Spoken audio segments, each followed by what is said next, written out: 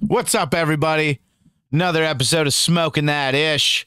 Today, we're going to be talking about ROYZZZ, the new dispensary that opened up, and the goodies that I got. After that, we're going to be talking about the rescheduling of marijuana with pros and cons, comments from both sides of the aisle, Big Pharma getting their foot in the door, and so much more today on Smoking That Ish. Are you guys ready? Like, share, subscribe to the ish. It demands it. It commands you. All right. I hope everyone likes our new day, Saturday, that our episodes will be coming out, catching you guys on the weekend.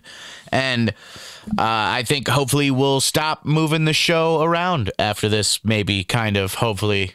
Who knows? But I hope so. Shout out to D-Game Podcast Studios, D-Game6923 on YouTube, you know, for allowing this to happen, for letting the magic happen here, you know? I hope you guys are having a great day, a great weekend, a good time, loving it. Please like, share, subscribe. There, I said it twice. Hopefully that's enough. Shout out to the D-Game Podcast Studios, D-Game6923. Once again. I don't know why I put that in there twice, but there we go. I said that twice too, so he should be happy. Well, we got flagged again because I smoked a vape on the episode, so we are 0-2 in the count with YouTube. One more strike and the channel is out of here, and we will have to start over because you can't stop the ish, baby.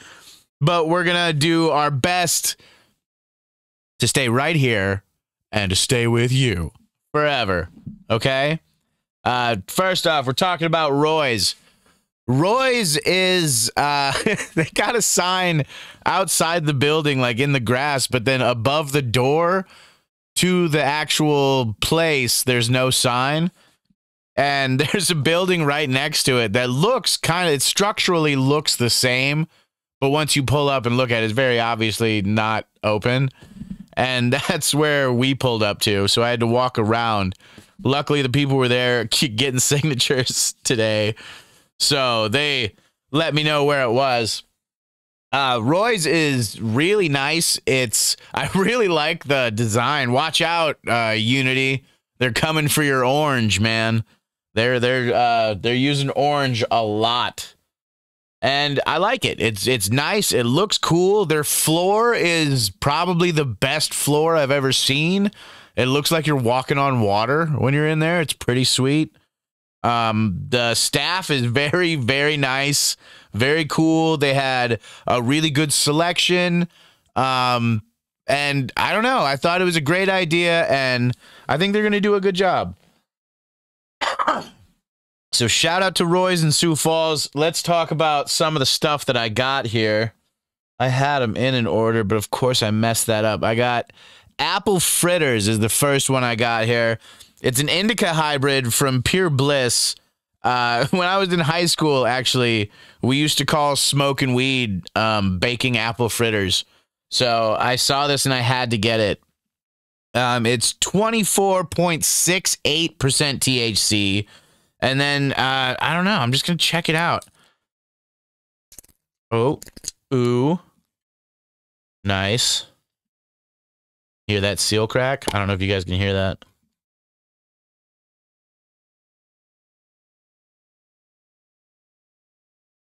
Very nice. Sweet smell. Once again, this is from Pure Bliss. I don't really want to touch it, but it looks like almost like it has sugar on it. Little sugar crystals. It's so shiny on there. And it looks that way all the way through. You know, it's not just this one nug that looks like that. It's all of them. It looks really, really good. It smells super sweet.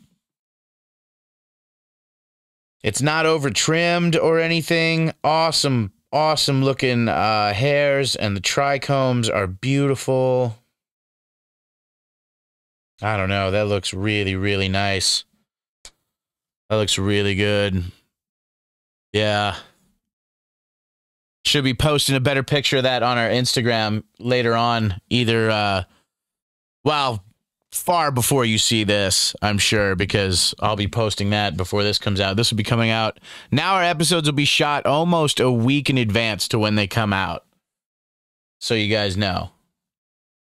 So if something happens and it was, you know, it's only 2 or 3 days old and you're like, why weren't you talking about it? Because technically the me you're seeing right now doesn't exist yet when I'm recording this kind of. I'm not real right now. Like now when I'm recording it, I'm real. But when you're seeing me doing this, what I'm doing now, it's not now. So I'm not now real now. Okay. Moving on. Okay. Yeah, no, I'm okay. Moving on. We're gonna talk about this Lemon OG Haze. It is a sativa hybrid from my personal favorite 1889 Farms, 23.5% THC. I gotta, yeah, I gotta open this. I know I could have opened these beforehand, but I think it's, I don't know, a little bit better effect, you know, to open them on the show. Get the real initial, you know, my initial reaction on the show. For you, the viewer.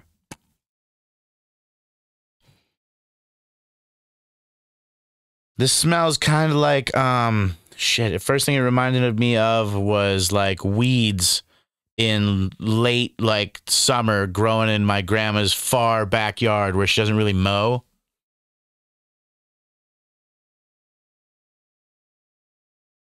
Oh. Yeah, that smells, I don't know, smells strong like the description I just gave. It smells a lot like that to me, which I suppose could be the sweet and the citrus of it mixing together with a little bit of skunkiness. This is, let's see. I don't like that nug. Next. Oh yeah, this looks really good. A couple of these nugs seem to have been broken from their original form to fit in here, but I don't know. It's not the best 1889 I've seen, but it looks, I don't know, almost like dusty with keef. So I imagine it's got quite the punch and is probably far more pungent once it is ground up. But like I said, we're playing it safe here, dude. I'm not even grinding anything up or breaking apart nugs on the show because I don't know. We can't risk it. We gotta be here. So that one is good, but I would say the apple fritters is better than that. I don't know, without smoking it. Yeah, without smoking it, the apple fritters beats that there. Okay? So if you're paying attention to this fake fight we have going on here, no, you're last. You wait for the final round. Oh, this one's going to be pretty damn good. This is French Toast and Indica from Quest over there at Dakota Natural Growers. And I know that they don't follow me anymore and they don't like me and everybody's mad at me, but I'm going to keep reviewing all the bud that I think is interesting, and that's that, dude. I don't give a shit how, I don't know, if everybody's mad, whatever. It's not anything. Weed, it's about the bud, not about everybody else, all right? 25.45% THC. And I know this is going to be a banger because Quest does great work over there. Really, really good work.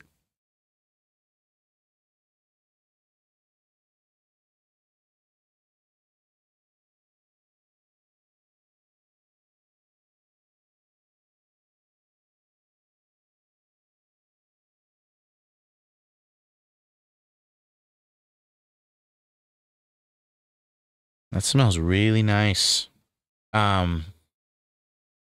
Smells sweeter and it feels stickier. than the apple fritter stuff. There's a really nice one right there.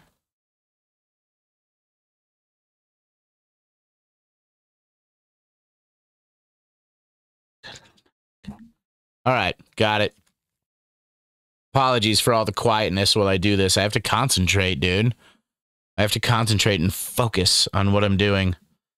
This looks really, really nice. It's shiny, it's dusty, it's... I don't know, it's everything you want your nugs to be. You can see it's not over-trimmed. It has more of a subtle, sweet smell than it usually does. I think the last batch... I don't think the last batch was stronger, though, so... I don't know. I don't know. It's probably another one that, once it's ground up, really packs a punch to it. So, I don't know about that one yet, but I don't know about it. I know it's going to have to be really good. I don't see how it couldn't be.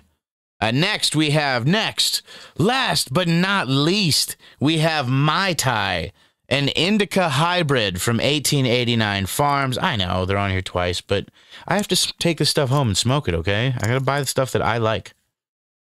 And this is one that I have not tried before, just like the other one. So, here we go. This one is 23.6% THC.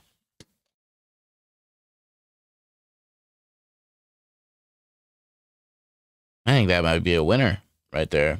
That might beat both the other ones. That it has a nice a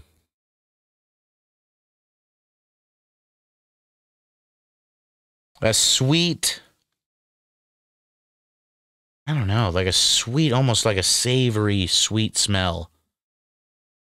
It's just got tight packed nugs. Really, really nice. The shape of the nugs is weird. They're not, I don't know, I haven't seen ones that are usually shaped that tightly like that. And it's a darker color green, if not almost a purple in there. And it's got really good trichomes on it. Not much of a, almost like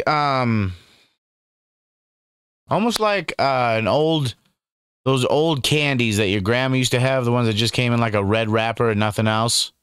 Like a licorice candy almost. I don't know how close I am to the real description of this, but that's what I feel. That's what I get from it. So that's the one that I like that one the most without smoking them. Like I said before, go to the Instagram and check that out to see closer pictures and better stuff on there. I'm not going to get too far into descriptions on there because the AI on Instagram is also just brutal and vicious. So here we go. We're going to talk about marijuana rescheduling. As I'm sure you heard by now, the Justice Department is moving to reclassify marijuana as a Schedule III drug alongside drugs like Tylenol with codeine, ketamine, and some anabolic steroids, whereas before it was a Schedule I controlled substance next to meth, heroin, and fentanyl. And this, I mean, this started right when they made marijuana illegal. I'm sure people started trying to fight that.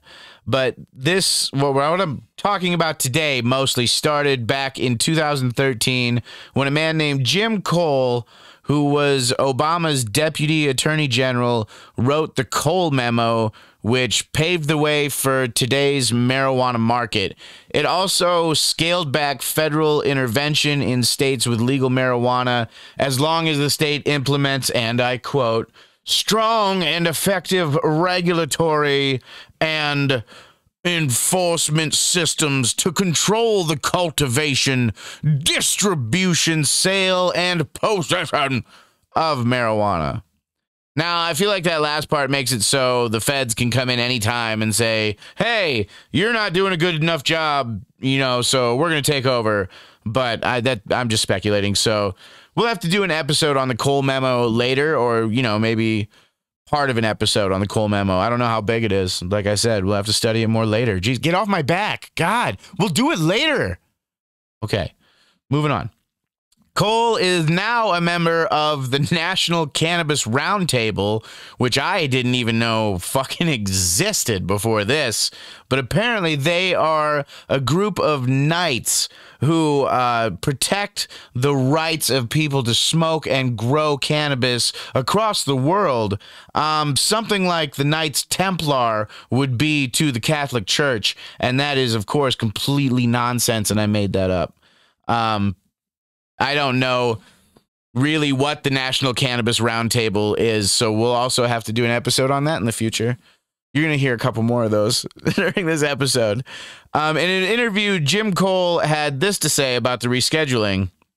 It would open up the ability to actually test it, and by it, you know, marijuana, and put in a laboratory without all the restrictive measures. And I'm sure he stuttered much less when he did it. The United States Drug Enforcement Agency, or DEA, as I'm sure you've all heard them called, is reviewing the proposal, which could lead to a review or even a change in the proposal itself. The ruling is also being reviewed by the White House Office of Management and Budget.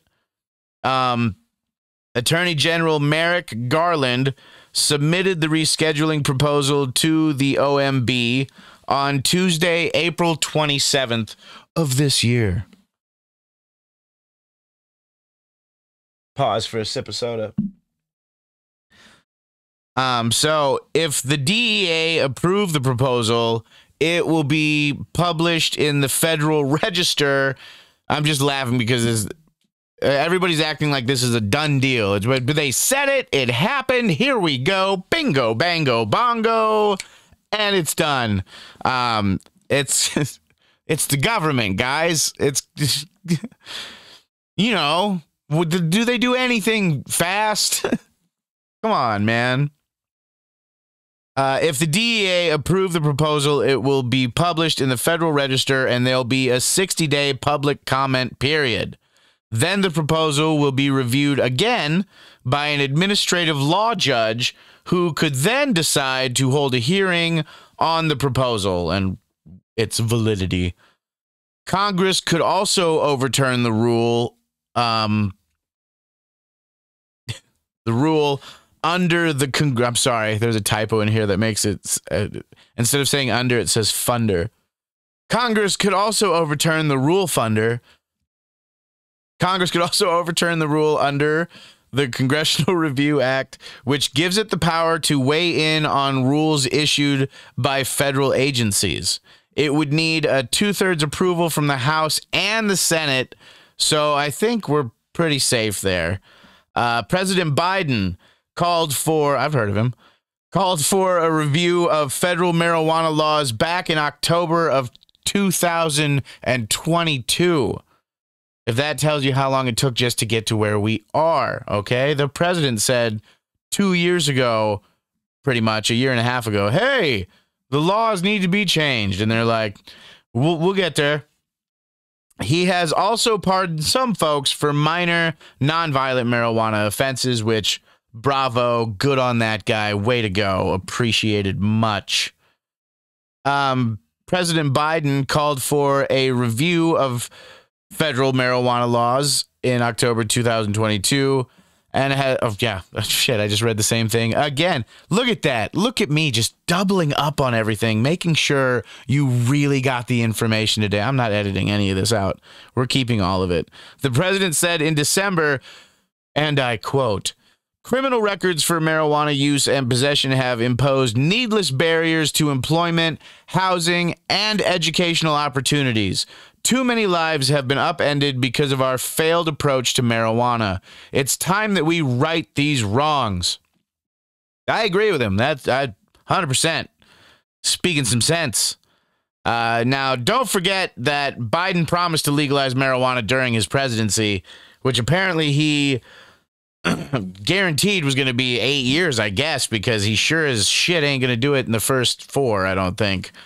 And why is marijuana such a hot topic now? We've known about its benefits for centuries, so why discuss it now? I mean, maybe because it's ballooned into a $30 to $34 billion industry, maybe? Maybe because you want to get a little bit of that money, maybe? Get a little rich, maybe? Get a little bit of that money, okay. Or it's an election year, and young people are more often the ones who care about marijuana, and young people are more likely to vote during a presidential election year, so these could be just more empty promises by the Biden administration to secure votes. Can't be sure.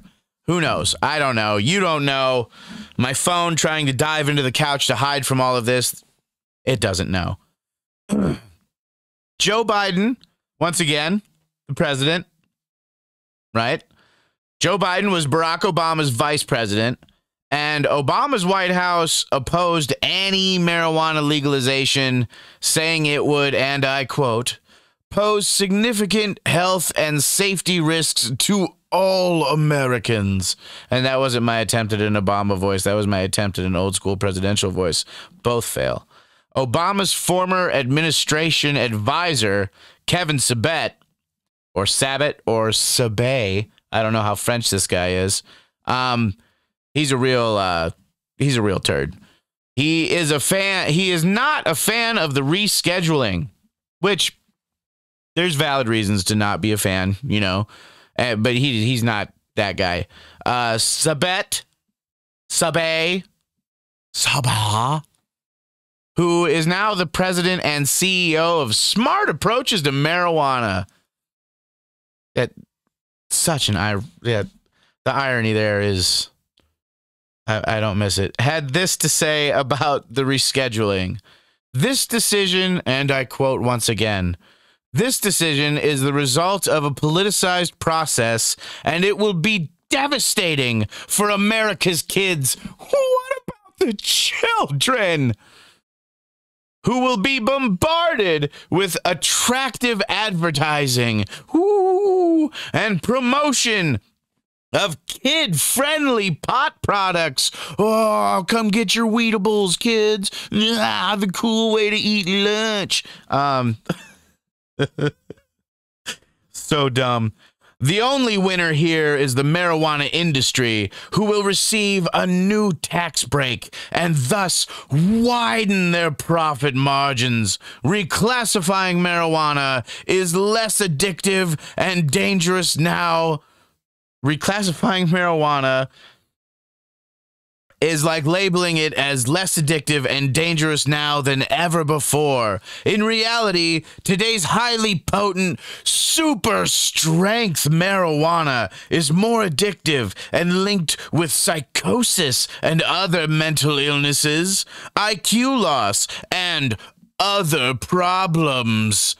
Bum, bum, bum, bum. That's pretty serious. Now, if you didn't just punch your TV or throw your phone, I'm going to go over this statement and all that's wrong with it. Okay? When he said, it will be devastating for America's kids because of kid-friendly pot products and attractive advertising, the only thing that I think he could be talking about here is what the pharmaceutical companies are going to do with marijuana, because rescheduling, unfortunately, is going to get Big Pharma's smelly-ass foot in the door. That's right. Pharmaceutical companies will be involved in the sale and distribution of marijuana. That's who's going to be advertising products for kids, but they're not going to advertise to children. They're going to advertise to the parents as a way to calm their children and promote obedience.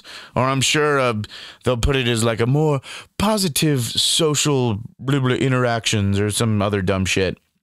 Unfortunately, people, it's not all unicorns and rainbows, but we'll discuss the pros and cons at the end of the episode.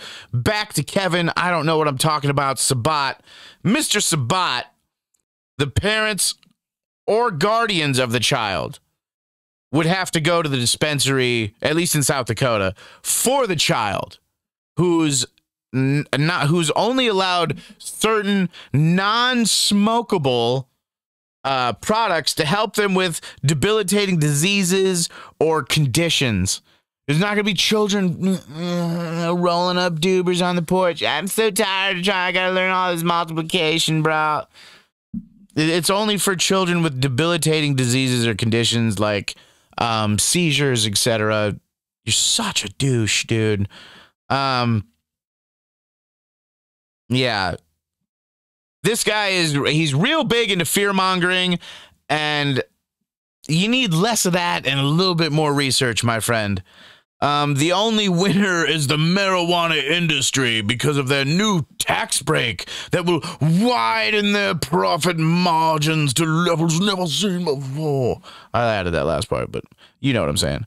I don't know anyone who's just raking in the cash. Most places, as far as I know, that are putting in the work are doing okay. One or two might be opening new locations and new towns, but most are just getting by. And he's trying to make these people in the industry seem like bad people who are just trying to get rich and they're coming for your kids. And while I'm sure some of them are just trying to get rich, I don't think that that's the majority by any means. It's more fear-mongering than anything. That's all this guy's doing. Kevin Sabat is a fear-mongering bag of dicks. Rescheduling sends the message that marijuana is less addictive and dangerous now than ever before. No, you fucking idiot. The message is that marijuana was never as addictive or dangerous as the government said in the fucking first place. Dumbass.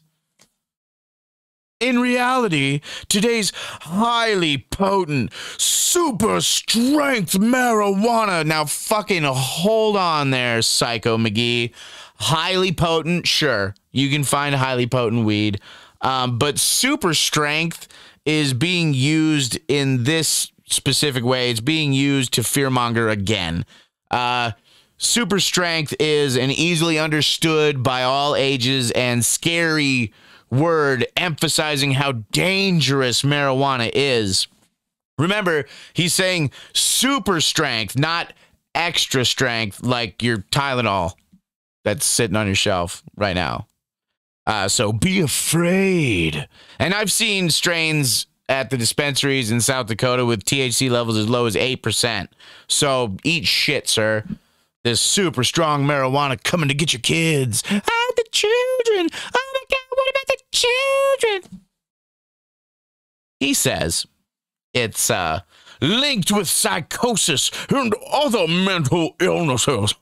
What he's referring to here is a very, very rare occurrence where the person, usually a young male in their early 20s to late teens, triggers a schizophrenic episode through the use of marijuana, usually most likely edibles, and a large amount at that. And I can't emphasize enough how rare this is, like maybe a handful of times ever in the US. And you have to have a history of schizophrenia in your family and be at risk. It doesn't just happen out of nowhere like they imply. And even when it does, like I said, it's extremely rare. If you have a history of schizophrenia in your family, how about you don't do mind-altering substances, numbnuts? How's that sound? Huh? Just maybe don't do those. Stick to low-grade marijuana if you do any at all. But I would probably search for other means of treatment. He's also referring to the increase in depression amongst young men, but that's been going on since the epidemic, and now everyone out there is telling you that just by being a man, there's something wrong with you. So maybe that could have something to do with men feeling depressed. Once again, no research whatsoever, just blah, blah, blah, blah, blah, fear-mongering, fucking buzzword, here you go, trying to manipulate people into being afraid enough to follow a moron. So, that's that jackass. And with that, we will move on to the pros and the cons of the rescheduling of marijuana. Pros. Marijuana will be recognized by the federal government for its medical uses and decreased potential for abuse. The number two, the easing of taxes for marijuana businesses, some of which pay as much as 70% tax. Now, this rescheduling will eliminate the IRS code section 280E, which prohibits cannabis companies from deducting normal business expenses. So, you know, they'll be allowed to run closer to how a regular business runs. Number three, researching marijuana will be much easier all around, from receiving funding to having less restrictions when it comes to studies in the lab, you know? And number four, I think. Number four, shrinking the black market for marijuana, which, of course, thrives by undercutting the prices of legal cannabis. So, more cannabis, lower prices. The cons. Big Pharma is in the game now with the rescheduling. Once, if it goes through, the days of Marlboro and Camel marijuana or the equivalent are nearly upon us, guys. So that's kind of a bummer. Hold on, I got some other things that I have in my notes that I wanted to bring up real quick. I don't want to end on a bummer, you know? I take some serious notes here. And I just want to talk about a couple things. Like, Congress is considering the SAFER, all capital, Banking Act, which will grant marijuana businesses access to banks, and that could pass as early as the end of this year. Also, the HOPE Act, HOPE, all capitalized, which will provide states with resources to expunge criminal records for petty nonviolent cannabis offenses. And that will be awesome as well. So those are two things that are being worked on right now, so I don't end on a negative note, you know? And yes, Big Pharma getting involved in the game is really one of the only big cons that I found to this in my research, which was thanks to CBS News and NBC News. I didn't have time to do the Fox. I was going to do the trifecta, but I didn't have time to hit Fox. So sorry, and CNN and all that shit. I only had time to get two sources in on this. So I'm sure there'll be updates on this as it evolves later on in later episodes. So which side are you on? Is this a small step in the right direction towards the legalization of marijuana in the United States, or is this the end of civilization as we know it? Our children are all going to be just abducted by the pot man and forced to do his dirty, dirty cannabis. 38 states right now have medicinal marijuana and 24 have recreational. Either way, we're chipping away, doing what we can. We're definitely months, if not years, away from the official rescheduling of marijuana, which is now, you know, like I said, an upwards of $30 billion industry. And who knows? Maybe they're just in it for the money, man. Thanks for smoking that ish.